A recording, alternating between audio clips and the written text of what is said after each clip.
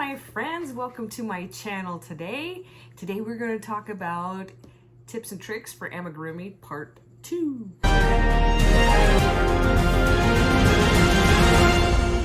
Hey friends, welcome back to this channel.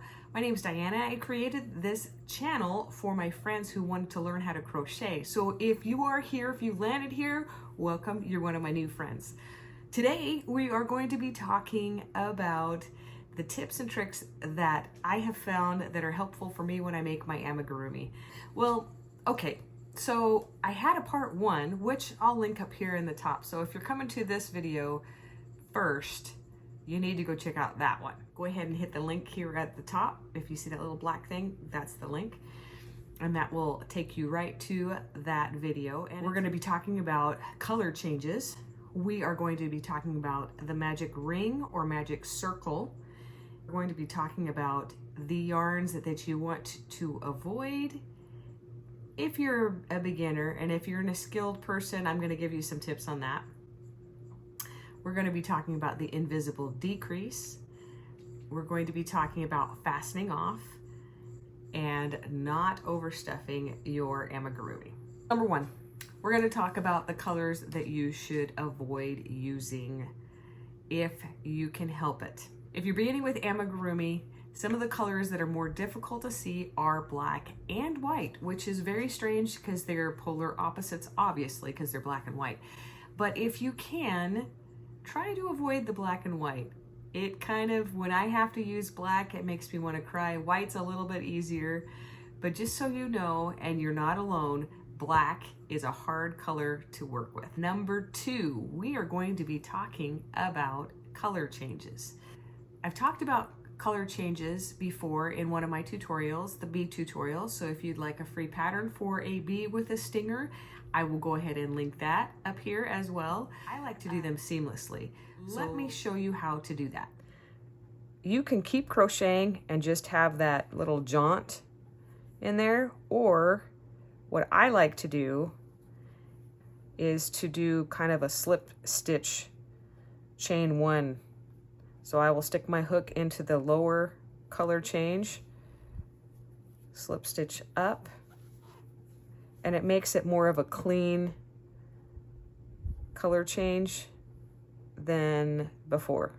Okay, another thing that we want to talk about is the invisible decrease. I will go ahead and demonstrate that as well so you can see what that looks like. Now I'm going to demonstrate the invisible decrease. Invisible decreases are important for shaping in your amigurumi. They can make things, come in, and then you would increase, which makes them go out.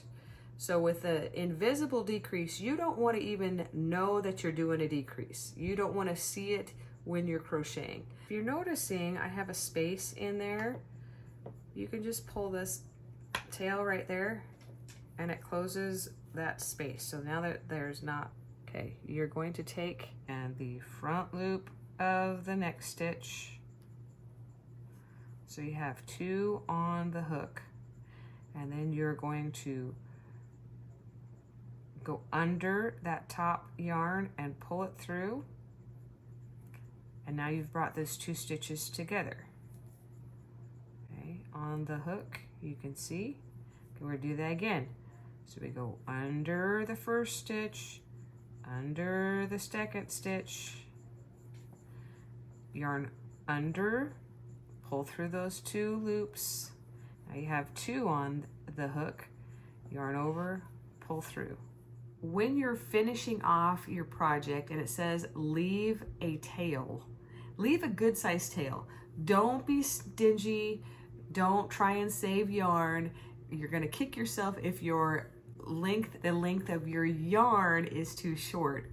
You don't want to pull it tight. You don't want to pop the yarn. Just give yourself a good amount of length so that you can finish off your creations. One of the things that is very difficult to figure out when you are making amigurumi is how firm to stuff your animal. This one's a little bit more firm than normal, but I kind of wanted to do that because I did her head to flop. So with my creation here, I just stuffed him in his head, and I I gave him just enough to shape his head, but not too hard because you want it to be snugly. So there's a fine line between too much and too little. Too much would be pushing and you could see through your stitches. You don't want to do that.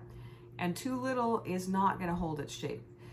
As you go along, you will figure out what you like and what you don't like. Most of the time it's personal preference on how much you stuff your doll. I want to demonstrate on how to do a magic ring.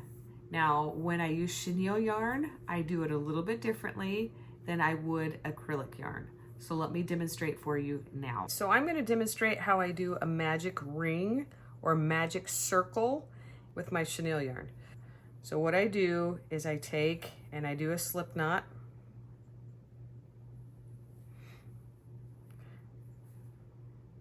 So that's on there, and then I will chain 2, 1, 2, and then if I have to do like 6 in the round or 6 in the magic ring, I will just single crochet in that first chain of what I just chained. So I will go 6, so 1, 2, 3, 4, 5, 6. So you're going to have a tail like you would normally, and you just can kind of adjust it. But with chenille yarn, it is very forgiving. The reason why I do it that way, I have found for me that I don't have as much shedding, and I can actually work with it once I have the magic ring done that way. If I tried it like I do with regular like acrylic yarn or cotton yarn, it's a struggle. Okay, so the magic ring with acrylic yarn, cotton yarn, something that's not going to fray or be furry. You can actually do this with blanket yarn as well. So we're just going to start with this acrylic yarn. So I'm going to take my hook, wrap it around my fingers like this, and hold it together. And I'm going to take my hook and pull it up so it's on the hook. Maybe hard to see. And then I'm going to wrap it around again and bring it up. So that is now kind of locked in there like this. Okay. And then if you have 6 in the round, you're going to single crochet. So you're going to go under both the loops and grab your yarn, pull it up. There's 1. Do it again. Under, pull up. 2, 3, 4, 5, 6. Now that you have 6 in your circle, you can pull this tail right here, and there is your magic ring. You can see that. I'm going to stick my hook in the first stitch so that you can see where you're going to do your next working here. Sometimes I stitch so tight that I can't find it. So there. Okay. Then I'm going to, so increase would be 1 single crochet, 2. Okay, and then you just work it around. And if this comes open, if the middle of this comes open, you can just pull the tail like this. All right. Hey, thanks so much for watching. I really, really appreciate you stopping in, and I hope you have a fantastic day. Okay, stay tuned for the bloopers. And until next time, have a fantastic day. Bye.